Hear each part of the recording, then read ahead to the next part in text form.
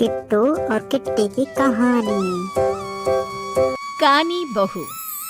किशोरी लाल जी के बेटे राघव की शादी की बात जगह जगह चल रही थी, लेकिन किशोरी लाल जी को कोई लड़की पसंद ही नहीं आती थी।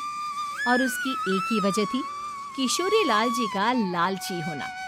उनको लड़की वालों से मोटा दहेज चाहिए था और इसी चक्कर में एक दिन वो एक बहुत पैसे वाले के घर अपने बेटे का रिश्ता लेकर पहुंचे। उस आदमी का नाम था ओम प्रकाश।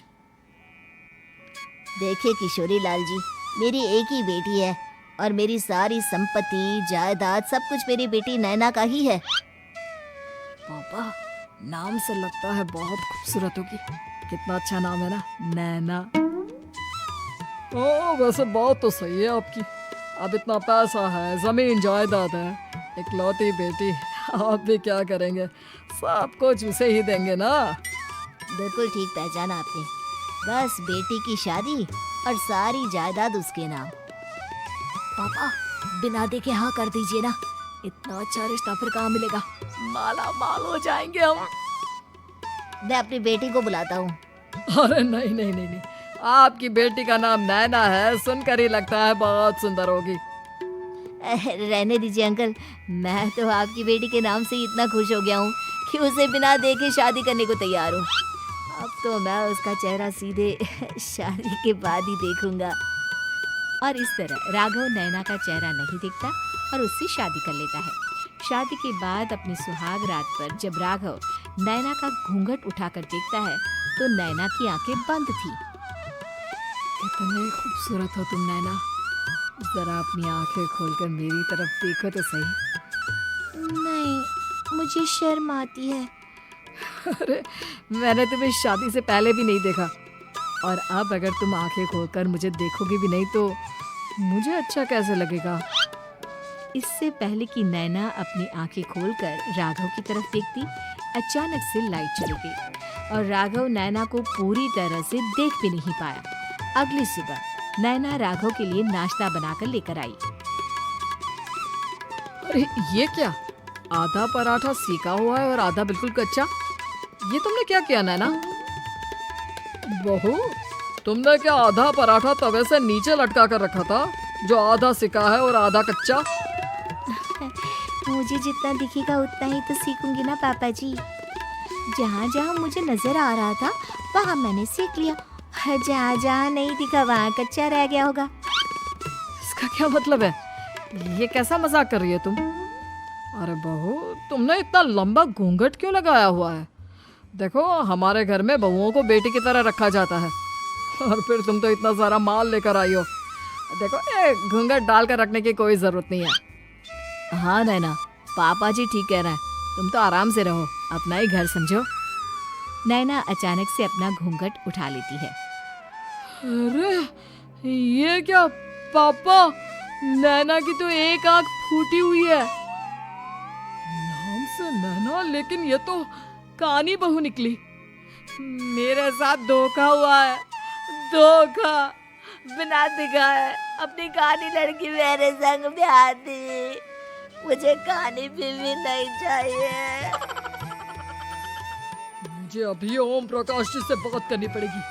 आखिर उन्होंने मेरे साथ ऐसा किया क्यों? अरे, आप लोगों ने ही तो पापा से कहा था कि आप लोग शादी से पहले मुझे देखना नहीं चाहते। अब मेरे पापा पर क्यों इल्जाम लगा रहे हैं?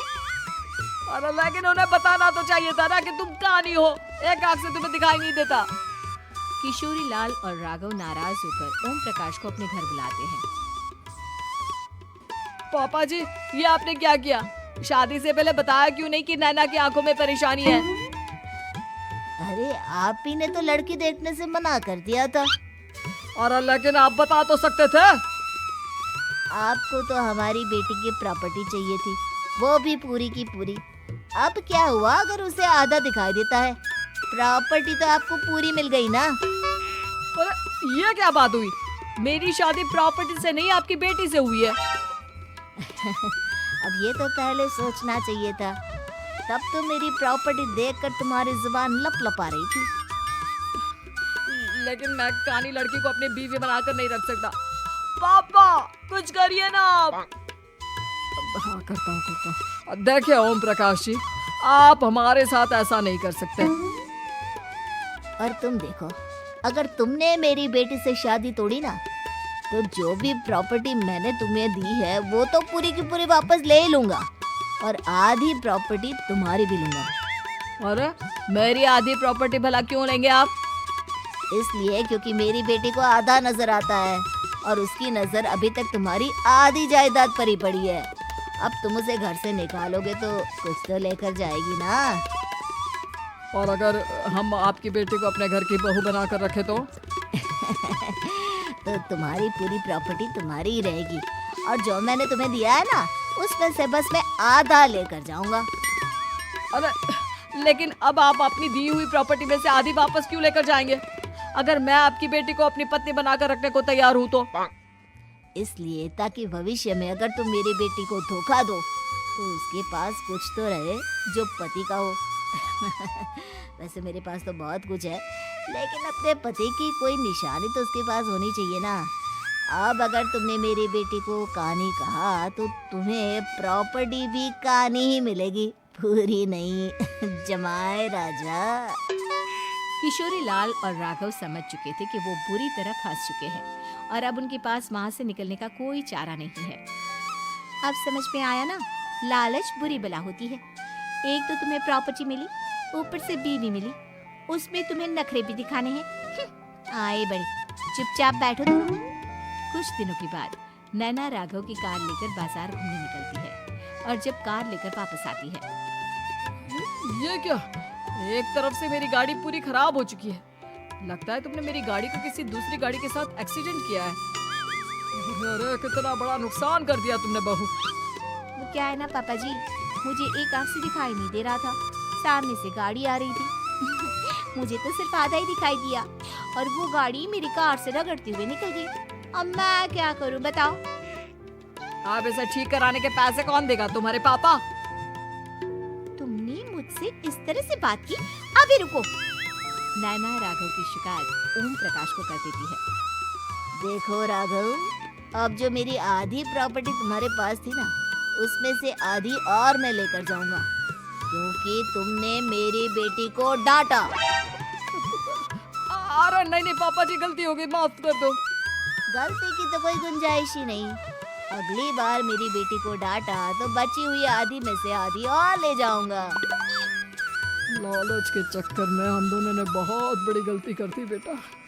एक तो तुम्हें कानी बहू मिली और ऊपर से जो माल मिला वो भी काना। इस तरह राघव की हर एक गलती पर ओम प्रकाश उसकी प्रॉपर्टी का आधा आधा हिस्सा लेकर अपना सारा माल वापस ले गया और राघव को कानी बीवी से काम चलाना पड़ा। भाई लालच वाकई में बुरी बला है।